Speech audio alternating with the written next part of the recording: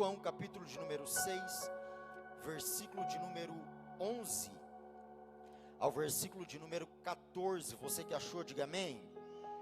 Diz o texto: Jesus pegou os pães, tendo dado graças, repartiu-os entre os discípulos e para os que estavam assentados, e da mesma maneira se fez com os peixes, tanto quanto desejaram. E quando estavam fartos, Jesus disse aos seus discípulos: recolhei os pedaços que sobraram, para que nada se perca. Assim sendo, eles os ajuntaram e encheram 12 cestos com os pedaços dos 5 pães de cevada, deixados por aqueles que haviam comido. Versículo 14. Então, vendo aqueles homens o sinal que Jesus havia realizado, disseram: este é verdadeiramente o profeta que devia vir ao mundo. E você diz amém?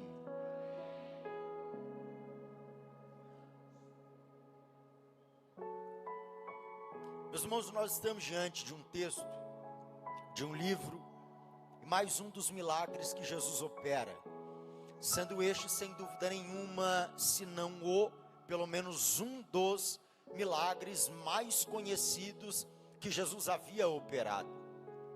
Todos nós que aqui estamos, em algum momento da nossa vida, já nos deparamos com esse texto, cantado por alguém, pregado por alguém, lido por nós, citado por outro, mas em algum momento nós já nos deparamos com o texto que nós acabamos de ler. E de fato, se nós olharmos para a Bíblia Sagrada e pensarmos em alguns textos que nós temos muito familiaridade, conhecemos muito, há um problema até certo ponto gerado por nós, porque todas as vezes que, por exemplo, nós lemos um livro, e agora eu não me refiro à Bíblia, mas todas as vezes que nós lemos um livro e já conhecemos toda a história, desde o primeiro capítulo até a sua última página, nós temos uma dificuldade, e você pode concordar com isso, que nós temos dificuldade de voltarmos e ler aquele mesmo livro. Repito, não me refiro à Bíblia. Quando nós lemos algum livro que nós já lemos por mais de uma vez e conhecemos toda a história, dificilmente nós voltamos no mesmo livro e lemos aquele mesmo livro, porque nós olhamos e dizemos: eu já conheço, já sei da história, sei como começa, sei como decorre e sei como encerra. Só que quando nós olhamos para a Bíblia, isso torna-se diferente, porque todas as vezes que nós lemos este livro, ele é o único que nos traz duas verdades. Primeiro, ao ler ele, o dono se apresenta do lado. Irmão, vou dizer de novo, achei que você é da glória. Todas as vezes que nós lemos este livro, o dono dele se apresenta ao nosso lado. Segundo, este é o único livro que todas as vezes que a gente lê, a gente olha e diz: parece que foi escrito essa palavra agora, porque parece que eu nunca tinha lido isso. Este é o livro, a palavra de Deus. Quantos celebram pelo poder da palavra dele?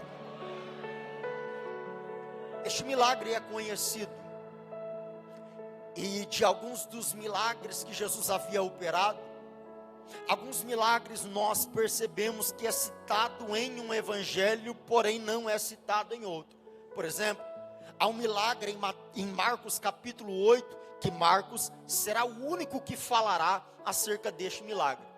Só que há outros milagres que nós encontramos, pelo menos nos 3 evangelhos. Me refiro a Mateus, Marcos e Lucas. Eles compõem aquilo que nós chamamos de evangelho sinótico ou semelhante. Porém, há milagres, como por exemplo este, que os 4 evangelhos falam sobre ele. Mateus no capítulo 14, Marcos no capítulo 9, Marcos no capítulo 6 e Lucas no capítulo 9. Quando nós olhamos para estes que escrevem sobre ele, você perceberá que todos eles falam de uma forma. Há diferença, distinção de um para outro, porém não há erro. Na verdade, um corrobora para aquilo que o outro está dizendo, e a finalidade dos 4 são a mesma: apresentar a Cristo, seu poder, seu milagre, sua manifestação e o poder de sua glória.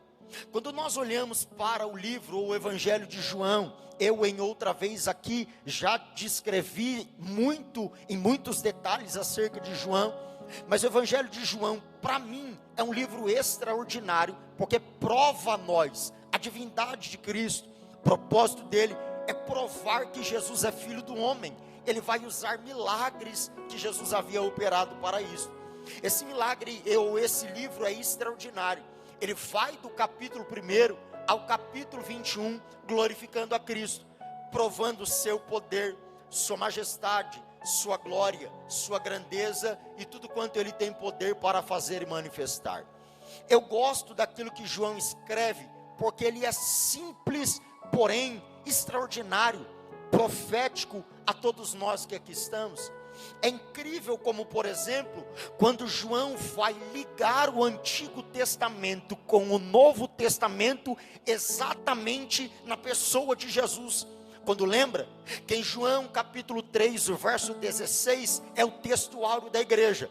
Só que no verso 14, ele puxa o Antigo Testamento para cá, porque ele diz: lembra que no Antigo Testamento a serpente foi levantada no deserto para a cura daqueles que lá estavam. Agora ele vai ligar no Novo Testamento, colocando tudo sobre Jesus, porque ele diz: porém agora o Filho do Homem será levantado.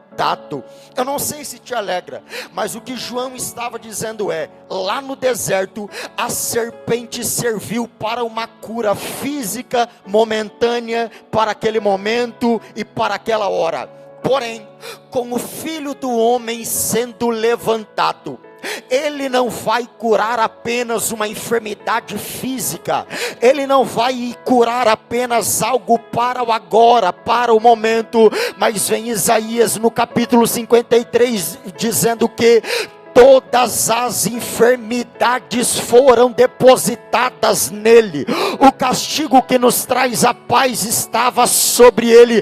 É por isso que eu não sei se alegra o teu coração, mas nós estamos aqui hoje à noite não para celebrar outra coisa, senão o texto áureo da igreja em João 3,16, porque Deus amou o mundo de tal maneira que deu o seu Filho unigênito, para que todo aquele que nele crê não pereça, mas tenha vida e vida eterna. Eu vim com uma boa notícia ao teu coração. Se hoje nós estamos aqui com vida, se hoje nós estamos aqui para adorar, se hoje nós estamos aqui para celebrar, é porque ele foi pendurado, é porque ele subiu na cruz que era nossa, e nós estamos aqui. Se tem alguém comigo nessa palavra, levanta a mão lá em cima, porque nós estamos aqui para adorar o Cordeiro que morreu, mas ressuscitou e voltará como leão da tribo de Judá. Adore a ele agora, celebre a ele agora.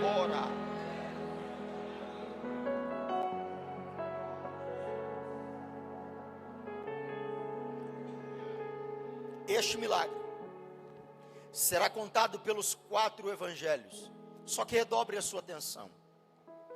Eu gosto do que João escreve, porque ele dá alguns detalhes que os outros não dão, e por isso eu escolho este para falar deste milagre. Só que nós precisamos ligar e trazer conosco o que os outros falam também. Por exemplo, os outros, e principalmente Mateus, descreve o que vai acontecer. E os pentecostais que já chegaram, prepara o pulmão para dar glória. Mateus vai descrever o que ocorre antes desse milagre acontecer. Se você olhar para Mateus capítulo 14, você perceberá que o cenário que está sendo preparado para este milagre é diferente do que nós vemos aqui em João. Porque Mateus capítulo 14, o texto diz que uma celebração está sendo feita. E agora nessa festa, nessa celebração, Herodes está contente, alegre. Aos seus olhos ele se encanta. E agora coloca diante da filha de Herodias a proposta dizendo: me pede qualquer coisa. Me pede o que você desejar, e eu sei que vai ser difícil dar glória, mas eu preciso dizer. Ele vai dizer para ela: o que você pedir, eu não sei do teu pedido, mas eu sei da minha resposta, é sim, eu farei, eu concedo. E Deus nos traz aqui hoje à noite para dizer ao meu e ao teu coração: cuidado. Cuidado com as respostas, o sim que você dá para alguém, simplesmente para alegrar o outro, promover o outro, para trazer satisfação ao outro. Felipe, por que você diz isso? Porque o que Herodes vai fazer agora vai alegrar alguém, mas é prejudicial para ele mesmo. Ele está diante da filha de Herodias e diz: o que você quiser, eu vou te dar. Pois bem, ela vai à mãe, e a mãe diz a ela: pede o que você quiser. Irmão, ela poderia pedir qualquer outra coisa. O pedido dela: eu quero a cabeça de João Batista em um prato. Felipe, o que é que você está dizendo? Eu estou dizendo que na tentativa de satisfazer o prazer de outro, esse homem está tirando a cabeça de um profeta. Eu estou dizendo ao teu coração que a nossa geração é uma geração que, para os seus próprios prazeres, vontades, desejos, está indo contra ministérios, chamadas, profetas que Deus levantou. E eu vim como alerta ao seu coração dizer: cuidado, porque toda tentativa de paralisar profeta que Deus levantou, a conta vai repousar sobre os teus ombros. Mais cedo ou mais tarde a conta chega. Mais cedo ou mais tarde uma conta precisará ser paga. Cuidado. Ele agora faz o que ela pede, faz o que ela deseja. E agora, em um ambiente de celebração, a cabeça de João vem entrando dentro de um prato. É nesse cenário, irmão, pelo amor de Deus, já que agora não deu para dar glória, prepara, porque agora vai ter como. Nesse cenário, após esse cenário, Mateus está dizendo que os discípulos saem, levam a notícia até Jesus. E Jesus, ao ouvir isso, entra em um barco, se afasta, sobe a um monte para orar e ficar só. Eu estou dizendo para você que depois de um período de luto, de dor, de crise, esse Jesus vai para o monte a ficar só. Só que quando nós vamos para o milagre de João capítulo 6, há um outro detalhe. Porque Mateus capítulo 14 diz que depois do luto, ele fará esse milagre. Só que João capítulo 6, o verso 4, diz que estava chegando a festa da Páscoa, que é uma festa judaica. O que os dois estão dizendo ao nosso coração é que Jesus acabou de sair de um período de luto, está chegando a sua própria morte. E eu imagino, você não é obrigado a concordar, mas eu imagino alguém olhando para esse cenário e dizendo: ele acabou de sair de uma crise, vai entrar novamente para o seu pior momento. Nesse momento, entre o cenário A, entre o cenário C, no momento B, não tem o que ele fazer. Não haverá trabalho, não haverá empenho, não haverá dedicação, não haverá serviço, não haverá obra. Só que enquanto alguém está olhando e dizendo: já que ele acabou de sair de uma crise, está quase entrando em outra, ele vai parar o trabalho, não vai fazer mais nada, não vai servir mais. Só que para a raiva do diabo, mas a nossa alegria, quando eu olho para o milagre, Jesus está disposto, mesmo depois de uma crise, mesmo antes quase de chegar em uma outra, o que ele está dizendo é: o trabalho não vai cessar, a obra não vai minguar. Nós estamos no mês do fortalecimento, e eu vim com uma boa notícia ao teu coração, porque se alguém estava olhando para o seu 2025 e achando que o seu 2026 ia parar nessa crise, parar nessa dor, parar nesse trauma, Deus te traz aqui para dizer: eu estou fortalecendo as tuas mãos, eu estou fortalecendo os teus pés. Levanta a mão lá em cima. Eu vim com uma palavra de Deus ao teu coração para dizer: o trabalho não vai parar, a obra não vai cessar.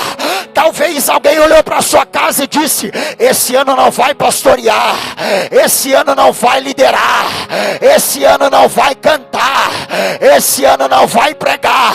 Mas ele te traz aqui para dizer: pelo contrário, eu estou te fortalecendo, eu estou te abastecendo.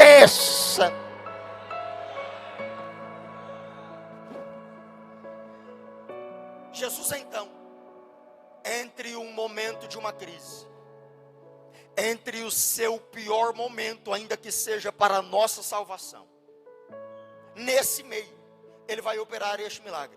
Só que olhe para cá, é extraordinário. Jesus acaba de operar um milagre em João 5. Em João 5 ainda, o povo se reúne e quer achar uma tentativa para matá-lo. João 6. Jesus agora, irmão, eu acho extraordinário, porque Jesus agora está olhando, está no texto, que ele olhou e percebeu que uma multidão estava chegando. Com a multidão, ele percebe um problema. Qual o problema? Ele percebeu que a multidão está chegando. Com a multidão chegando, ele percebe: como nós vamos dar pão para esse tanto de gente? Só que, irmão, cá entre nós, quem estava dizendo de pão? Quem estava falando que precisaria e seria necessário pão para aquela multidão? É ele mesmo. É a primeira vez, e cuidado, não se escandalize, mas é a primeira vez que eu vejo o próprio Jesus no texto apresentando um problema. É ele que está dizendo: a multidão está chegando, com ela uma necessidade. E agora ele vai olhar para os discípulos, especificamente para Filipe, e dizer: o que nós daremos? Como nós serviremos a multidão que está chegando? É incrível, porque quando ele coloca este problema diante de Filipe, Filipe é de Betsaida, é 15 quilômetros de Cafarnaum.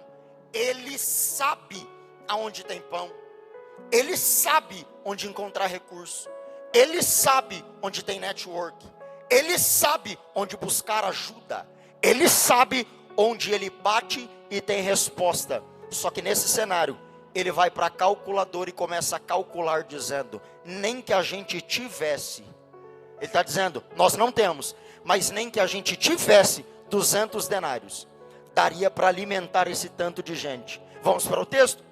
Jesus está apresentando um problema. Com o problema, ele está dizendo uma outra verdade para os discípulos: percebam que tem uma necessidade, mas aqui tem uma ausência. E eu sei que vai chocar alguns hoje à noite, mas eu preciso dizer isso ao teu coração. Talvez alguém pregou ao seu coração que estar ao lado dele, estar com ele, caminhar com ele, não teria ausência de nada. E eu vim na contramão para dizer ao teu coração: tem momento que falta sim. Tem momento que tem ausência sim. Tem gente com muito mais experiência do que eu aqui, poderia contar quantas vezes você precisava de uma resposta e não teve, uma saída e não encontrou, um milagre e não achou. Só que eu preciso dizer ao teu coração que é assim mesmo. Ele nunca disse que estar com ele não teria ausência de pão. Lembra que em Marcos capítulo 1, versículo 17, ele está chamando os discípulos, e é ele que diz aos discípulos: vinde em minha companhia. Ponto final, não tem vírgula. É ponto final, porque o que ele está dizendo é: a partir do momento que vocês vierem para cá, vocês precisam entender, não é que não vai faltar as coisas, mas vocês terão a minha companhia. Eu vou dizer de novo, porque é profético ao coração de alguém. Deus te traz aqui em meio às suas ausências, em meio às suas crises, em meio às suas faltas, para dizer ao teu coração: eu não disse que não faltaria, eu não disse que não teria ausência, mas eu te dei a garantia de que eu não me ausentaria, mas estaria para sempre. Levante uma das mãos lá em cima. Eu vim com uma boa notícia ao teu coração, para dizer: tranquilize o teu coração, tranquilize a tua alma, porque nessa ausência ele continua lá, ele continua lá, ele continua lá.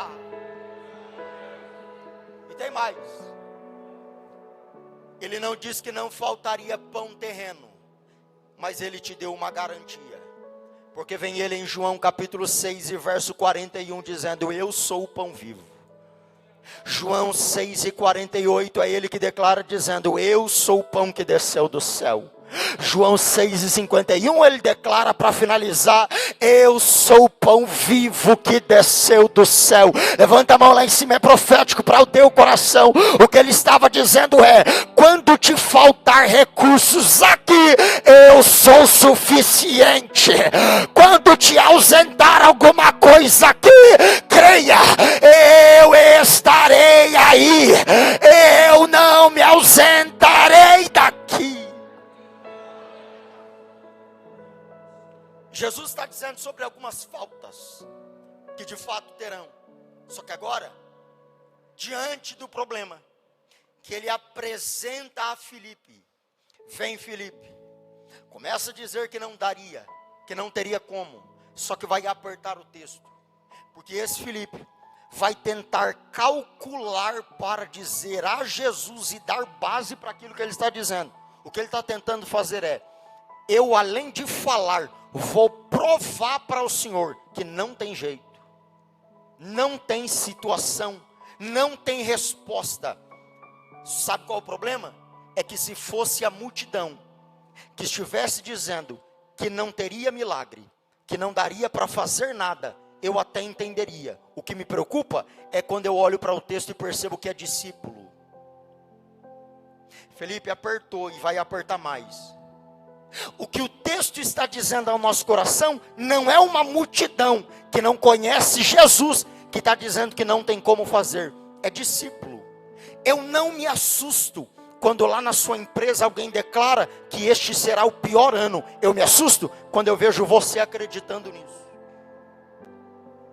Eu não me assusto quando eu vejo alguém declarando, dizendo: ixi, esse ano vai ser difícil, é ano de eleição, é ano de Copa do Mundo, é ano de feriado, a empresa não vai crescer, o casamento vai continuar sendo a mesma coisa. Eu até entendo uma multidão declarar isso, eu só não consigo entender você se abastecendo desse tipo de palavra, você acreditando nesse tipo de mensagem. Mas Deus nos traz aqui hoje à noite para dizer: não é o que você está vendo aqui que vai te dar diretriz para o que eu vou fazer, porque eu não me governo, eu não ando por aquilo que vejo aqui, eu ando pela palavra dele, eu caminho pela palavra dele.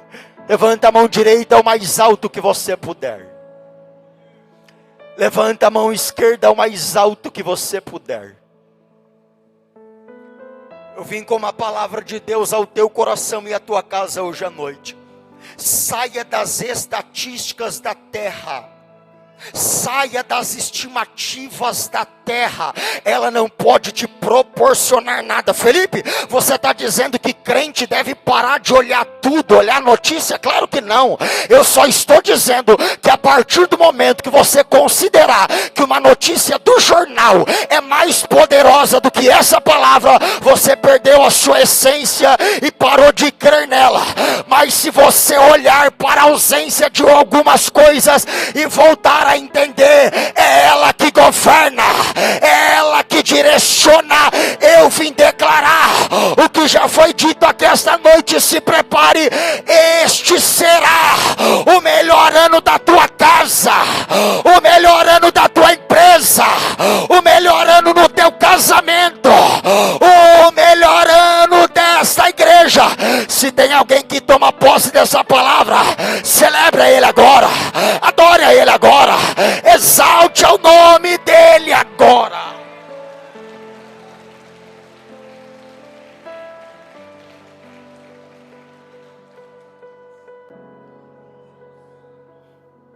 Olhe para cá. Filipe vai tentar calcular para dizer a Jesus que não tem resposta e não daria certo. Só que se você voltar um versículo, alguns versículos, especificamente versículo 6, Jesus está no texto, e Jesus fez, disse, apenas, irmão, pelo amor de Deus, se os pentecostais estiverem aqui, se manifeste agora. Jesus fez para o provar, mas já sabia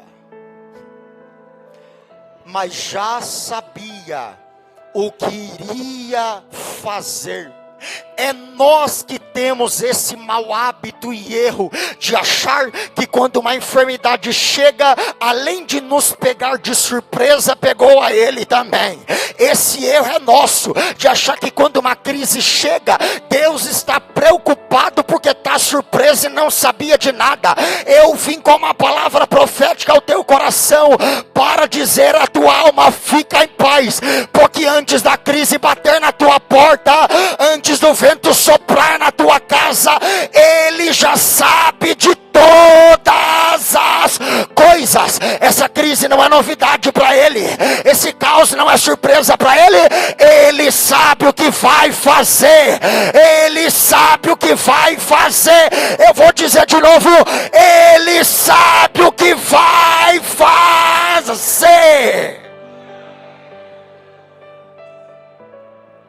Só que agora, após isso, André se manifesta. E a tentativa de André é para até tentar, de certo ponto, dizer a Jesus que tem uma pequena expectativa. Qual é? Tem alguém no meio da multidão que tem pão. Tem alguém no meio da multidão que tem peixe. Só que a expressão de André me preocupa. Porque ele vem para Jesus e diz: até tem alguém que tem pão e tem peixe, mas do que serve? Redobre a sua atenção. Do que serve para tanta gente? Sabe o que André está fazendo? A mesma coisa que alguns nos nossos dias fazem até hoje. Já que eu não tenho, eu minimizo o que o outro tem. Eu vou dizer de novo. Já que eu tenho ausência, eu diminuo o que o outro tem. Já que eu não posso, eu digo para o outro: que sonho pequeno, hein? Já que eu não acredito, eu digo para o outro: vai acreditar para quê? Já que eu não consigo, na tentativa de camuflar que eu não tenho, eu tento fazer o outro desacreditar também. Sabe qual é o problema? Eu estou dizendo para discípulos que estão com Jesus, mas na ausência de pão e peixe não tem para manifestar. Enquanto isso, tem um menino, seu nome nem é citado. Sou apaixonado nos anônimos que Jesus levanta. Porque enquanto alguém pensa que pode se apoiar em um nome, sobrenome, influência e fama, sempre haverá os anônimos que têm pão para servir. Sempre haverá os anônimos com serviço para contribuir. Os discípulos não têm pão, não tem peixe, só que cá entre nós, imagine como seria vergonhoso a reunião dos 12, um olhando para o outro e dizendo: tem pão aí? Não. Tem pão aí? Não. Tem peixe aí? Não. Aí olhar para Jesus e dizer: nós não temos. O que eles fazem? Já que nós não temos e alguém tem, diga que o que ele tem é pouco, diga que o que ele tem é pequeno, diga que o que ele tem é insuficiente. Só que eu preciso declarar algo ao teu coração. Grave isto. Tudo que aparentemente é grande, mas é distante de Jesus, tornar-se-á em nada, em inútil, em pequeno e vão. Mas tudo que próximo e perto de Jesus tem aparência de pequeno, aparentemente insuficiente, tornar-se-á em coisa extraordinária. Eu vim dizer ao teu coração que não é que o seu sonho é pequeno, o teu recurso é pouco, não é que o que você tem você deve mudar, você só precisa entender: eu preciso estar perto dele, próximo dele, colado nele, porque o que para mim é pouco, é pequeno, na mão dele será grande, poderoso, extraordinário. Os discípulos estão então, André, dizendo: ele tem, mas para que serve? Para uma multidão como esta. Olhe para cá, cá entre nós. Esse menino, quando sai de casa, não sabia que ele iria estar em um ambiente que tem Jesus, que tem discípulo, que tem multidão e que tem ausência de pão e peixe. Só que ele não sai de casa Quando ele sai, ele não sabe da ausência que vai ter, mas ele também não sai despreparado. Vai apertar, mas eu preciso dizer. Os discípulos estão com ele, mas não estão preparados. Esse menino não sabe que seria útil o que ele tem. Não tem problema. O que ele está dizendo é: eu vou andar com pão, eu vou andar com peixe, porque vai que uma hora ou outra surge uma ausência. Eu tenho recurso. Deixa eu dizer algo ao teu coração: Deus não tem compromisso com despreparado. Há um montão de gente por aí que vive por aí dizendo: Deus falou que vai cumprir promessa. E eu te pergunto: está fazendo o que crendo nela? Está fazendo o que para que ela se cumpra? Tem gente por aí que vive dizendo: Deus diz que vai me levantar como pregador, Deus diz que vai me levantar no ministério, mas passa 365 dias do ano e não lê um livro de 30 páginas e quer falar para mim que crê no que Deus falou ao teu respeito. Deus nos traz aqui hoje à noite para dizer ao meu e ao teu coração: se prepare sem ter oportunidade, se prepare sem ter nenhuma porta aberta, se prepare sem ter nenhum convite, porque daqui a pouco a oportunidade chega e só pegará quem estará pronto, quem estará preparado.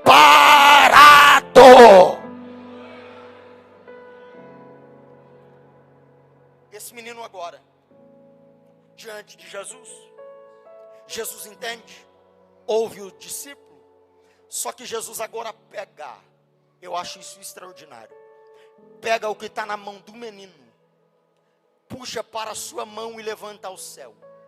Cá entre nós, versículos anteriores, alguém estava olhando para os pães, para os peixes e declarando: é pouco, é pequeno, é insuficiente, tornou-se inútil. Só que agora, a partir do momento que Jesus pega, há uma expressão profunda no texto. Jesus pega 5 pães, 2 peixes, levanta ao céu, dá graça por aquilo que na mão de outro era pouco, dá graças por aquilo que na mão de outro era pequeno. A lição que Jesus está nos ensinando é: aprenda a dar graças pelo pouco que tem na mão. Felipe, ficou difícil dar glória, não tem problema, não vim pelo teu glória. Deus nos traz aqui hoje à noite para dizer: você está dizendo que o que tem é pouco, mas já percebeu que no meio dessa multidão, a multidão não tem nada. Sabe qual é o nosso problema? É que nós queremos olhar para o que temos e sempre olhar para quem tem mais. E Deus te traz aqui para dizer ao teu coração: aprenda a dar graças por essa casa, aprenda a glorificar por esse carro, aprenda a me agradecer por essa saúde, porque tem alguém agora dentro de um ambiente que queria ter a família que você tem, a casa que você mora, o carro que você anda, a saúde que você desfruta e não tem. Então, enquanto ele não faz aquilo que você deseja, agradeça por aquilo que já tem, agradeça por aquilo que já tem. Bata na mão de alguém e diga: agradeça pelo que tem. Bata na mão de alguém e de forma profética diga para alguém: agradeça pelo que já tem.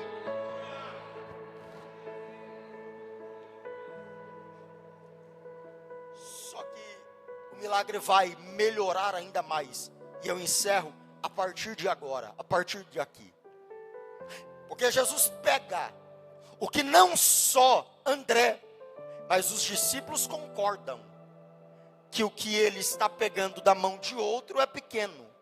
Jesus pega, levanta ao céu, dá graça, entrega aos discípulos, os discípulos à multidão. Só que há uma expressão no texto que eu não sei se você já parou para pensar nela. Porque quando Jesus declara o que vamos servir para esta multidão, os discípulos nutrem neles a expectativa a tal ponto, dizendo e pensando que Jesus, se fizer alguma coisa, fará um milagre para agora.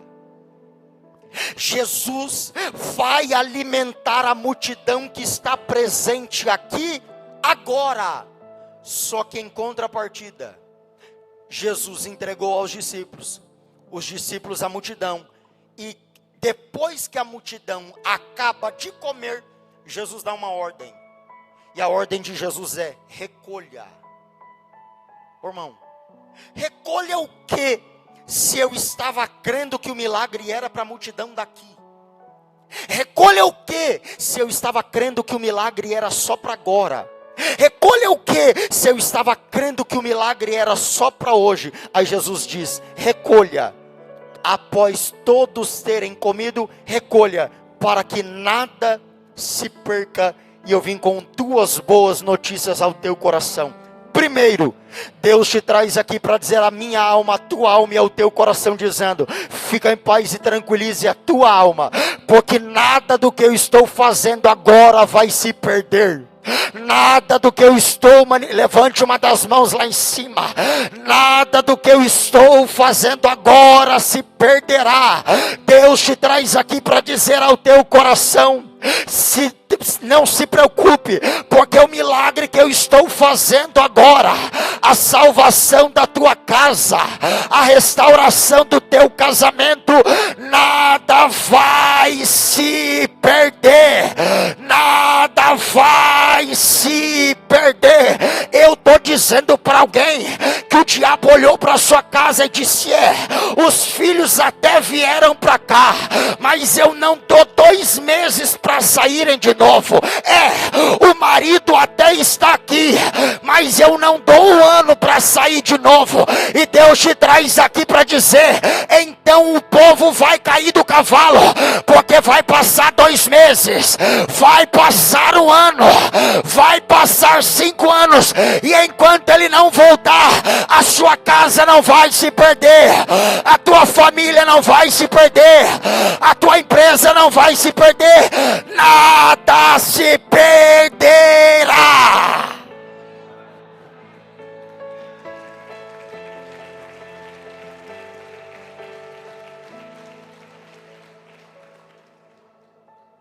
Olhe para cá. Jesus faz, declara dizendo para que nada se perca. E agora, Jesus mais uma vez fará algo incrível, porque os discípulos estão recolhendo. Irmão, cá entre nós, a matemática que os discípulos fizeram é a mesma que nós também fazemos. Tem 5.000, sem contar mulher e criança. Tem 5 pães e 2 peixes, não dará nem para eles. Mas Jesus multiplicou. Então, já que Jesus multiplicou, certeza que Jesus, quando multiplicou, já fez a somatória e deu no limite para todo mundo. Deu contado para todo mundo. Só que agora ele está dizendo: recolha, porque além de eu servir para agora, eu estou preparando para depois. Eu vou dizer de novo ao coração e à alma de alguém: enquanto os discípulos esperavam um milagre para agora, Jesus está declarando e dizendo: o milagre que eu fiz, o que eu estou fazendo, o milagre que eu estou operando, não vai ser só para agora, não é só para essa estação, não é só para esse período na sua casa, não é só para esse período na sua enfermidade, não é só para esse período na sua empresa, não é só para esse período no seu ministério. O que eu estou fazendo não é só para esta estação, mas se prepare, porque eu estou preparando milagre para as próximas estações também. O que Jesus está dizendo é: eu me antecipo. Enquanto vocês choram pelo agora, lamentam pelo agora, choram pelo agora, eu já me antecipei e estou preparando o milagre para o futuro, estou preparando o milagre lá para frente. Deus te traz aqui para dizer: eu não estou abençoando a sua casa só para agora, eu não estou abençoando só a sua geração agora, mas estou abençoando os teus filhos, os filhos dos teus filhos, a tua casa, tua empresa, tua família. Não viverá um milagre só para janeiro, mas se prepare, porque de janeiro a dezembro a mão dele está estendida sobre os teus, a mão dele está estendida sobre a tua casa.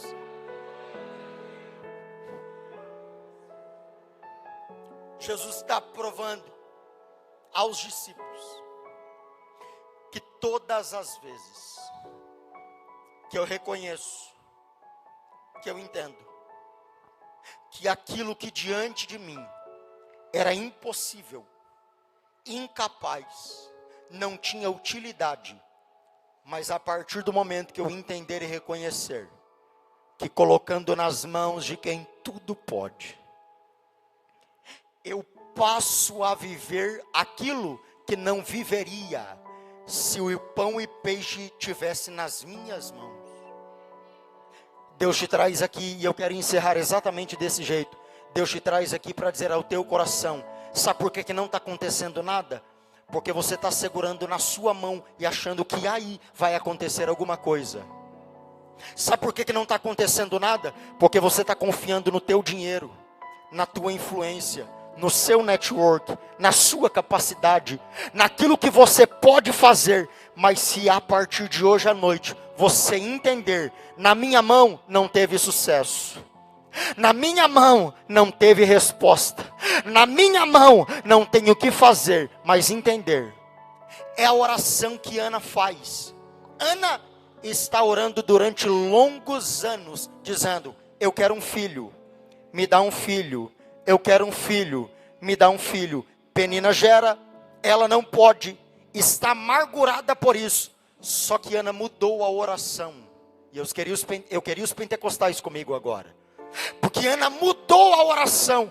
Porque ela pensou: eu estou orando até agora por um filho e Deus não está dando, Deus não está fazendo, Ele não está manifestando. Eu vou mudar a oração. E vai orar o que, Ana? Eu vou orar dizendo que se Ele me der, é para a glória dEle.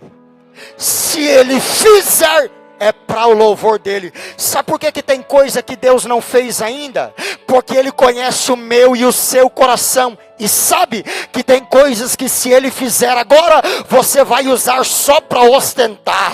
Se Ele fizer agora, vai usar só para benefício próprio. Mas se você mudar a oração dizendo: se o Senhor me der aquele carro, eu não vou ser apenas beneficiado, mas vou abençoar na obra, vou ajudar quem precisa, vou buscar o irmão que não tem como vir para a igreja. Se você mudar a oração e tirar toda a centralidade de você e colocar na mão dele, se prepare, porque o que na sua mão ele não estava fazendo, na mão dele ele fará. Na mão dele ele fará. Só se você puder e quiser, levante a mão mais alto que você puder. Mas se vai questionar, abaixe a mão. Mas se crê que é profético, com a mão mais alto que você puder. Deus nos traz aqui hoje à noite para dizer à tua alma e ao teu coração: está na hora de tirar das tuas mãos, está na hora de tirar da sua confiança, está na hora de tirar dos seus méritos, está na hora de sair do cenário que você sempre confiou. Até agora você confiou que só teria uma boa resposta pelo dono daquela empresa, só teria uma boa resposta por aquele cliente que gera muito recurso para você. E Deus te traz aqui hoje à noite para dizer: se você mudar a sua confiança e voltar a entender e acreditar que eu sou maior do que o dono daquela empresa, que eu sou mais poderoso do que o cliente que você confia, que eu sou mais poderoso do que todas as coisas que você acredita, se prepare, porque o que não teve resposta até agora, se prepare para viver milagre, se prepare para viver resposta. E se tem alguém comigo, levante uma das mãos e celebre ao nome dele agora.